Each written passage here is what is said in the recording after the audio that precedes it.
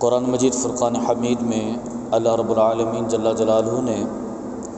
سیدنا ابراہیم علیہ السلام کے حوالے سے ارشاد فرمایا واتخذ اللہ ابراہیم خلیلا۔ اللہ رب العالمین نے ابراہیم علیہ السلام کو اپنا خلیل بنایا۔ سیدنا ابراہیم علیہ السلام جیسا کہ گزشتہ جمعۃ المبارک میں ذکر ہوا تھا کہ انہوں نے دین کے راستے میں اپنے گھر کی قربانی دی، اپنے وطن کی قربانی دی، پھر انہوں نے اپنی اولاد کی قربانی دی، حتیٰ کہ دین کے راستے میں ابراہیم علیہ السلام نے اپنی مال کی قربانی بھی دی۔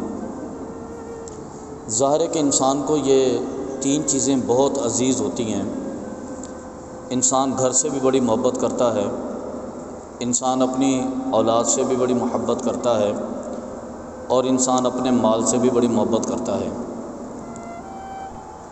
دین کے راستے میں قربانی دیتے ہوئے حضرت ابراہیم علیہ السلام نے اپنا گھر تو قربان کیا، اپنا وطن تو قربان کیا ہی صحیح، لیکن اس کے ساتھ ساتھ انہوں نے اولاد کی قربانی بھی دی۔ جیسا کہ حضرت ابراہیم علیہ السلام نے جب نمرود سے مقابلہ کیا تو پھر اس کے بعد اللہ رب العالمین جل جلالہ نے حکم دیا کہ ابراہیم اپنا وطن چھوڑ دیجئے۔ تو ابراہیم علیہ السلام اپنے وطن کو چھوڑ کر پہلے مصر گئے، پھر اس کے بعد وہاں سے فلسطین تشریف لے گئے، اور پھر اس کے بعد وہاں سے عرب کے اندر یعنی کہ مکہ المکرمہ میں تشریف لے کر چلے گئے۔ اب حضرت ابراہیم علیہ السلام جب بیت المقدس کو جب حضرت ابراہیم علیہ السلام اپنے گھر کو چھوڑ کر چلے تو سب سے پہلے آپ مصر میں اپنے چچا کے گھر میں گئے۔ وہاں پر آپ نے اپنے چچا کی بیٹی حضرت بی بی سارہ کے ساتھ شادی کی۔ پھر وہاں سے آپ جب فلسطین کی طرف جا رہے تھے تو راستے میں ایک بادشاہ کے ساتھ ٹکراؤ ہوا۔ اس بادشاہ نے ایک شہزادی کو گرفتار کر کے رکھا ہوا تھا، تو حضرت ابراہیم علیہ السلام نے اس شہزادی کو چھڑایا اور ساتھ لے کر روانہ ہوئے۔ اس شہزادی کا نام ہاجرہ تھا۔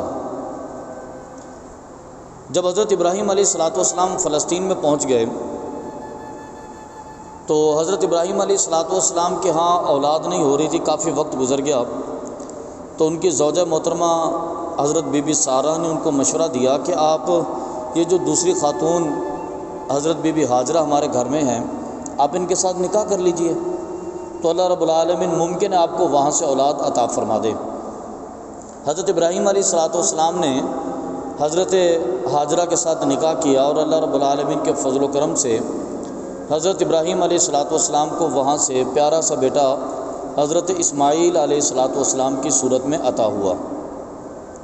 اب حضرت اسماعیل علیہ السلام، اب ظاہر ہے کہ جب بڑا طویل وقت گزر گیا تھا، حضرت ابراہیم علیہ السلام کی عمر مبارکہ کی روایت کے مطابق 120 سال تقریباً ہو گئی تھی جب اللہ رب العالمین ان کو بیٹا عطا کیا۔ بڑی طویل عمر ہوگی نا یہ، تو بڑی خواہشوں کے بعد، بڑی چاہتوں کے بعد جب اللہ نے بیٹا عطا کیا تو ایک طبعی رجحان تھا کہ حضرت ابراہیم علیہ السلام کا زیادہ وقت حضرت اسماعیل کے ساتھ کھیلنے میں گزرتا اور زیادہ وقت پھر حضرت ہاجرہ کے گھر میں گزرتا۔ تو یہ معاملہ حضرت بی بی سارہ کو کافی مشکل میں لے کر چلا گیا۔ ان کو بڑا دقت آمیز مرحلہ محسوس ہوتا کہ ان کے شوہر کا دوسری بیوی کی طرف جھکاؤ اختیار کرنا اور اپنے بیٹے کی طرف میلان کرنا۔ اسی حالات کے اندر اللہ رب العالمین جل جلالہ نے حضرت ابراہیم علیہ السلام کو حکم دیا، اور حضرت ابراہیم علیہ السلام اپنے بیٹے اور اپنی بیوی ان دونوں کو لے کر اس وادی مقدس میں پہنچے، جہاں پر اس وقت ابھی خانہ کعبہ کی تعمیر نہیں ہوئی تھی۔ پرانی تعمیر جو تھی وہ طوفان کے اندر ڈوب چکی تھی، چونکہ پرانی تعمیر جو حضرت آدم علیہ السلام کے زمانہ اقدس سے جو فرشتوں نے تعمیر کی تھی، جنت سے ایک سرخ رنگ کا موتی لا کر کعبہ شریف کی جگہ پہ رکھا تھا، تو وہ حضرت نوح علیہ السلام کے طوفان کے زمانے میں اس کے چاروں طرف مٹی، پتھر اور دوسرا سامان جب جمع ہوا تو اس کے اندر ڈوب چکا تھا، دفن ہو گیا تھا۔ تو اسی مقام کے قریب حضرت ابراہیم علیہ السلام نے حضرت اسماعیل علیہ السلام اور حضرت بی بی ہاجرہ کو چھوڑا۔ اب دیکھیں وہ بیٹا جو بڑی محبت کے ساتھ پیدا ہوا ہو، اور وہ بیٹا جو عمر کے آخری ایام کے اندر یعنی کہ 120 سال کی عمر میں پیدا ہوا، اور وہ بیٹا کہ جب بیوی کی عمر 80 سال ہو گئی تھی تب پیدا ہوا، تو ظاہر ہے کہ اس کے ساتھ محبت بھی بڑی تھی، اکلوتا بیٹا تھا۔ اور اولاد کی محبت کا اندازہ تو آپ اس بات سے کریں کہ نبی کریم صلی اللہ علیہ وسلم ممبر پر بیٹھے خطبہ ارشاد فرما رہے تھے، اور حضرت امام حسن اور امام حسین مسجد کے اندر داخل ہوئے۔ آپ نے سرخ رنگ کی قمیص پہنے ہوئے تھے، اور ابھی نیا نیا چلنا شروع کیا تھا، گرتے پڑتے، تھوڑا سا چلتے گر جاتے، پھر چلتے پھر گر جاتے، وہ بھاگتے ہوئے حضور کی بارگاہ میں آ رہے تھے۔ تو نبی کریم صلی اللہ علیہ وسلم ممبر سے اٹھے، دوڑتے ہوئے گئے، اور جا کر حسنین کریمین کو آقا علیہ السلام نے باہوں میں لے کر سینے سے لگایا، اور صحابہ کرام سے فرمایا کہ اللہ نے جو فرمایا نا کہ انما اموالکم اولادکم فتنہ، کہ بے شک تمہاری اولاد اور تمہارا مال آزمائش ہے، تو فرمایا کہ میں حسنین کو دیکھتا ہوں تو مجھے محسوس ہوتا ہے کہ رب نے کیوں فرمایا تھا۔ اولاد کی محبت تو ایسی ہوتی ہے نا، یہ صرف اولاد کی نہیں، اولاد کی محبت تھی، یہ اولاد کی محبت تھی، اور اپنے بیٹے کی محبت کس قدر زیادہ ہوگی آپ اندازہ فرمائیں کہ آقا علیہ السلام خطبہ چھوڑ کر بھاگے اور جا کر حسنین کریمین کو گود میں اٹھایا اور فرمایا کہ اللہ نے صحیح فرمایا کہ اولاد تمہارے لیے آزمائش ہے، یہ اولاد کی محبت تھی۔ تو حضرت ابراہیم علیہ السلام کو اپنی اولاد کے ساتھ کتنی محبت ہوگی، لیکن حضرت ابراہیم علیہ السلام اپنے بیٹے کو اور اپنی بیوی کو لے کر گئے اور جا کر وہاں پہ چھوڑا۔ آپ اندازہ فرمائیں کہ آپ کے زوجہ نے سوال کیا کہ اے ابراہیم، یہ جنگل، یہ دور دور تک ویران اور بیابان علاقہ جہاں پر پینے کا پانی بھی نہیں ہے، روایت کے اندر آتا ہے کہ حضرت ابراہیم علیہ السلام 20 کلو کھجوریں اور ایک مشکیزہ پانی کا ان کو دے کر روانہ ہو گئے، صرف اتنا۔ انہوں نے سوال تو بنتا تھا کہ ابراہیم اب یہاں پر کس کے آسرے پہ چھوڑ کے جا رہے ہیں؟ دور دور تک کسی انسان کا نام و نشان نہیں ہے، کوئی آبادی نہیں ہے، کھانے پینے کی اجناس زمین میں پیدا نہیں ہوتی، آپ کس کے آسرے پر چھوڑ کے جا رہے ہیں؟ انہوں نے جب سوال کیا تو حضرت ابراہیم علیہ السلام نے فرمایا کہ مجھے اللہ نے حکم دیا ہے، مجھے اللہ نے حکم دیا ہے۔ اس کے بعد چاہیے تو یہ تھا کہ حضرت ابراہیم علیہ السلام دلاسا دیتے، وہ اپنی بیوی کو سمجھاتے، یہ اللہ کے نبی تھے نا، بیوی کو سمجھاتے کہ آپ اللہ کی ذات پر توکل کریں، جب اللہ نے یہاں رہنے کا حکم دیا ہے تو وہ اسباب بھی پیدا کرے گا۔ یہ ویران علاقہ ہے، اور اتنا ویران کہ قرآن پاک میں اللہ رب العالمین نے اس کا عکس بیان کیا، ربنا انی اسکنت من ذریتی بواد غیر ذی زرع عند بیتک المکرم۔ حضرت ابراہیم علیہ السلام نے کہا کہ اللہ میں اپنی بیوی اور اپنے بیٹے کو وہاں پہ چھوڑ کے جا رہا ہوں جہاں پہ کچھ پیدا ہی نہیں ہوتا، غیر ذی زرع، آبادی نہیں ہوتی وہاں پر کھانے کی چیزیں پیدا نہیں ہوتی۔ یہ 20 کلو کھجوریں کہاں تک چلیں گی؟ یہ پانی کا ایک مشکیزہ کتنے دن چلے گا؟ 1 دن چلے گا، 2 دن چلے گا؟ پانی کی ایک بڑی کین تھی، پانی کی ایک بڑی بوتل تھی، کتنا عرصہ گزرے گا اس کے ساتھ؟ ہونا تو یہ چاہیے تھا کہ حضرت ابراہیم علیہ السلام تسلی دیتے، اپنی بیوی کو سمجھاتے کہ جب اللہ کا حکم ہے تو اللہ پھر اسباب بھی پیدا کرے گا۔ نہیں، ایسا نہیں ہوا، بلکہ جب حضرت ابراہیم علیہ السلام نے فرمایا نا کہ مجھے اللہ نے حکم دیا ہے، تو آپ کی زوجہ نے فوراً کہا کہ آپ مطمئن ہو کر یہاں سے واپس جائیں، جب اللہ نے ہمیں یہاں رہائش دی ہے تو اسباب بھی عطا فرمائے گا۔ اللہ نے حکم دیا نا یہاں رہنے کا، پھر پریشان کیوں ہوتے ہیں؟ ایک والد کی محبت ہے، ایک شوہر کی محبت ہے، یہ تقاضا ہے پریشان ہونے کا، لیکن آپ بے فکر ہو جائیں، آپ اللہ کے نبی ہیں، آپ دین کی تبلیغ کے لیے جا رہے ہیں۔ آپ نے فرمایا کہ آپ مطمئن ہو کر جائیے، جب اللہ نے ہمیں یہاں پر رہنے کا حکم دیا تو پھر اسباب بھی پیدا فرما دے گا۔ اور آپ دیکھیں پھر اللہ رب العالمین نے کیا سبب پیدا کیا کہ وہ پانی ختم ہو گیا، اور حضرت اسماعیل علیہ السلام جو پانی کی پیاس کی شدت کی وجہ سے رو رہے تھے، وہ علاقہ جو اتنا سخت تھا، اتنا بنجر تھا، اتنا ویران تھا کہ اس کے اندر کوئی ہل چلا کر اس میں سے فصل پیدا نہیں کر سکتا تھا۔ حضرت اسماعیل علیہ السلام جب پیاس کی شدت سے روئے تو آپ کی وہ نرم سی ایڑیاں جب زمین پر لگی تو اللہ تبارک و تعالیٰ نے وہاں سے پانی کا چشمہ برآمد فرما دیا۔ اس پتھریلی زمین پر ایک ننھے منھے شیرخوار بچے کی ایڑیاں لگنے سے پانی کا چشمہ، اور حضرت سارہ نے اس پانی کو اکٹھا کر لیا، اس کو روکا۔ جب وہاں پہ پانی ہو گیا تو قافلوں کا رخ یہاں پر آنا شروع ہو گیا۔ حضرت سارہ جو ہے وہ پانی بیچتی تھی، لوگوں سے غلہ لے لیتی، ان کے رہنے کا اسباب پیدا ہو گئے۔ اللہ رب العالمین تو یوں سبب پیدا کرتا ہے نا۔ اب دیکھیں آپ اندازہ فرمائیں، اس کے بعد حضرت ابراہیم علیہ السلام یہاں سے واپس تشریف لے گئے۔ ابراہیم علیہ السلام کے جانے کے بعد حضرت سارہ نے اپنا وقت گزارا۔ ایک روایت کے اندر آتا ہے کہ حضرت ابراہیم علیہ السلام 13 سال کے بعد واپس آئے۔ ایک طویل وقت ہے۔ وہ بچہ جو ابھی شیر خوار تھا، ابھی چلنا نہیں شروع کیا تھا، وہ بھاگنے دوڑنے کے لائق ہو گیا، وہ اپنے ماں کے گھر کی رکھوالی کے قابل ہو گیا۔ وہ 13 سال کا بچہ بڑا ہو گیا۔ فلما بالغ معه السعی، وہ ساتھ ساتھ دوڑنے کے لائق ہو گیا، باپ کے ساتھ دوڑنے کے۔ حضرت ابراہیم علیہ السلام واپس آئے۔ واپس آنے کے بعد حضرت ابراہیم علیہ السلام نے اپنے بیٹے کو مخاطب کیا اور فرمایا کہ بیٹا میں نے خواب دیکھا ہے، میں نے ایک خواب دیکھا ہے، انی ارا فی المنام انی اذبحک۔ 23ویں پارے میں اللہ رب العالمین نے ذکر کیا کہ بیٹا میں نے خواب یہ دیکھا ہے کہ میں تجھے ذبح کر رہا ہوں، فانظر ماذا ترا، تو کوئی رائے دو اس کے بارے میں، مشورہ دو مجھے کیا کرنا چاہیے۔ اب بیٹے کا جواب تو یہ ہونا چاہیے تھا کہ ابا جان میں شیر خوار تھا، اپنی ماں کی رکھوالی نہیں کر سکتا تھا، اور میری ماں عورت تھی، وہ کمزور تھی، آپ دین کے نام پر اس جنگل میں ہمیں چھوڑ کر چلے گئے، اور 13 سال آپ نے مڑ کر نہیں دیکھا کہ میرا بیٹا خیریت سے ہے یا نہیں ہے، آپ نے 13 سال مڑ کے نہیں دیکھا کہ میری بیوی ٹھیک ہے یا نہیں ہے، بیمار ہوگی تو دوائی کون دے گا، بھوکی ہوگی تو کھانا کون دے گا، جنگل ہے کوئی شیر آ گیا، کوئی چیتا آ گیا، جنگلی جانور آ گیا، حفاظت کون کرے گا، بیٹے کی تعلیم و تربیت کا کیا ہوگا، بیٹا بڑا ہو جائے گا، بیٹے کی ضروریات کون پوری کرے گا، بیٹے کی آسائشیں، بیٹے کی سہولیات یہ کون دیکھے گا۔ آپ نے ابا جان 13 سال مڑ کے نہیں دیکھا،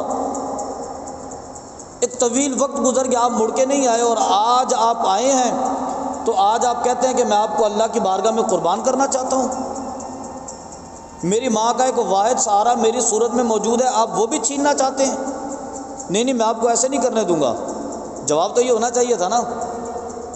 جواب تو یہ ہونا چاہیے تھا۔ اور بچے کو والد کے ساتھ محبت ہونی نہیں چاہیے تھی،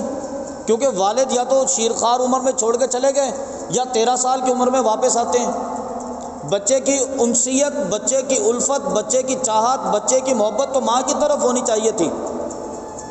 اور آج کل ہمارے یہاں معاشرے کے اندر ہوتا بھی ایسا ہے، اگر ماں چاہتی ہے نا، میں یہ حقیقت آپ سے بیان کرنا چاہتا ہوں، اگر ماں چاہتی ہے تو اولاد اپنے والد کی فرما بردار بھی ہو جاتی ہے، اگر ماں نہیں چاہتی تو اولاد اپنے باپ کی فرما بردار بھی نہیں ہوتی۔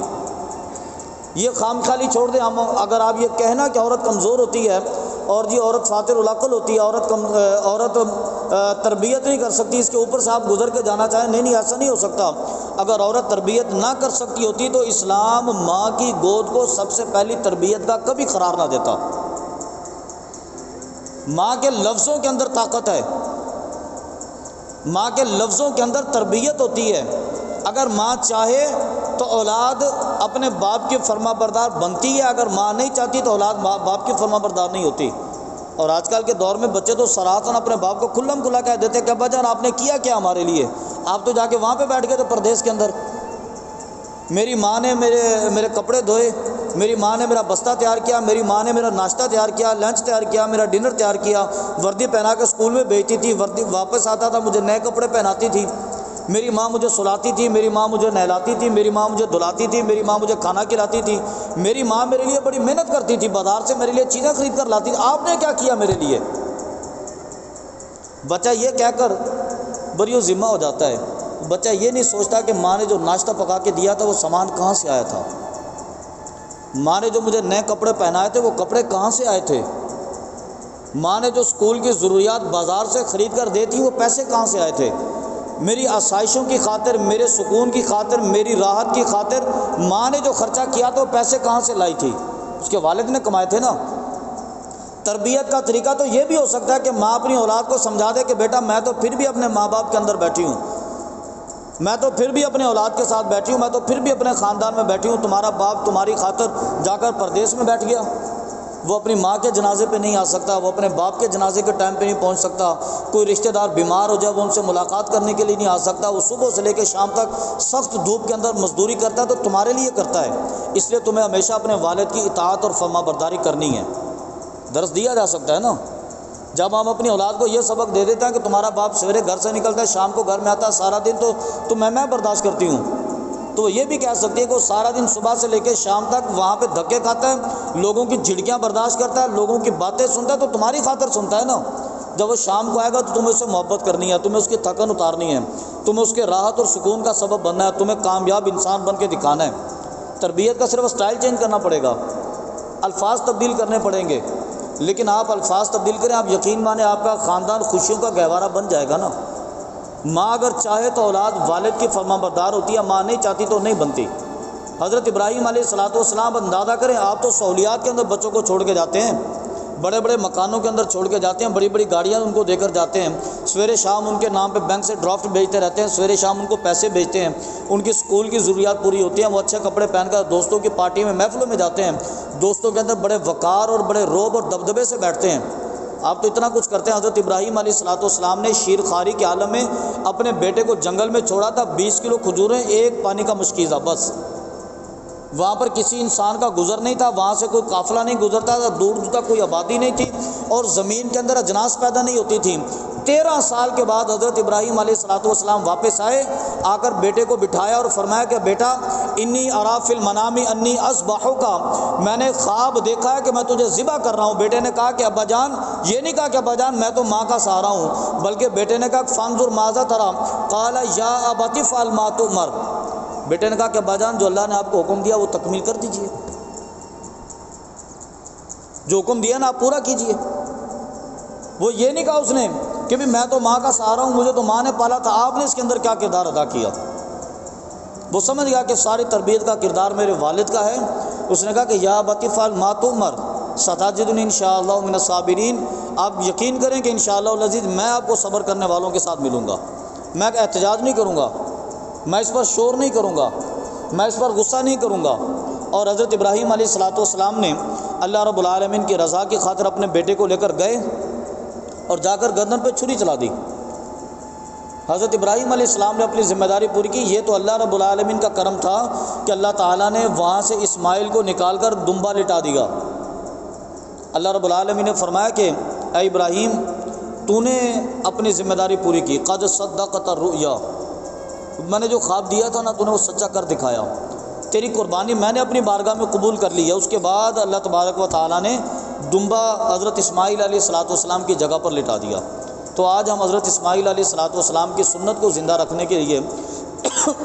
یہ قربانی کا سلسلہ رواں دواں رکھے ہوئے ہیں۔ نبی کریم صلی اللہ علیہ وسلم نے جب قربانی کی تو آقا علیہ السلام کی بارگاہ سے سوال کیا گیا کہ حضور یہ قربانی کیا ہے؟ تو آقا علیہ السلام نے فرمایا کہ یہ تمہارے جد امجد حضرت ابراہیم علیہ السلام کی سنت ہے۔ اور حضرت بی بی فاطمہ الزہرا فرماتی ہیں کہ نبی کریم صلی اللہ علیہ وسلم نے جب میرے نام کی قربانی کی نا تو مجھے ارشاد فرمایا کہ فاطمہ اٹھو اپنے قربانی کے جانور کے پاس چلی جاؤ۔ تو فرمایا کہ جانور کے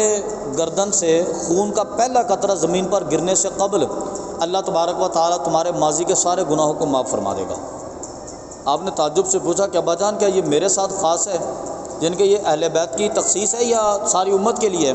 تو آقا علیہ السلام نے فرمایا کہ یہ اجر ساری امت کے لیے، جو بھی قربانی کرے گا اللہ تبارک و تعالیٰ جانور کے خون کا پہلا قطرہ زمین پر گرنے سے قبل۔ اب ذرا تصور کریں، جانور کو زمین پر لٹایا ہے،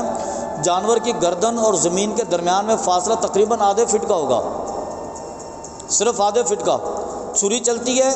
خون کا قطرہ چند لمحوں میں زمین پر پہنچ جاتا ہے۔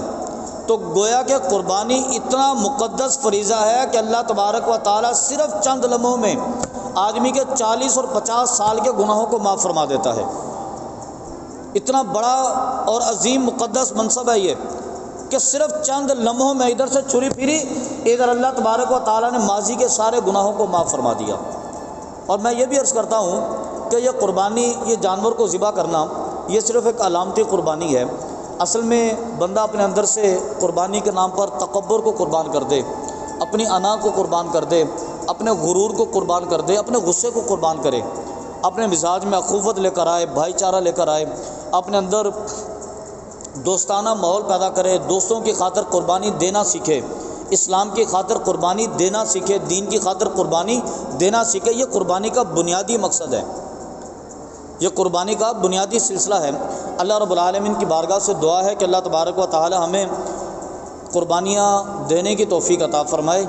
اور اللہ تبارک و تعالی ہماری قربانیوں کو اپنی بارگاہ میں قبول کرتے ہوئے ہمیں اس کا اجر عظیم عطا فرمائے۔ آمین آمین وما علینا الا البلاغ المبین۔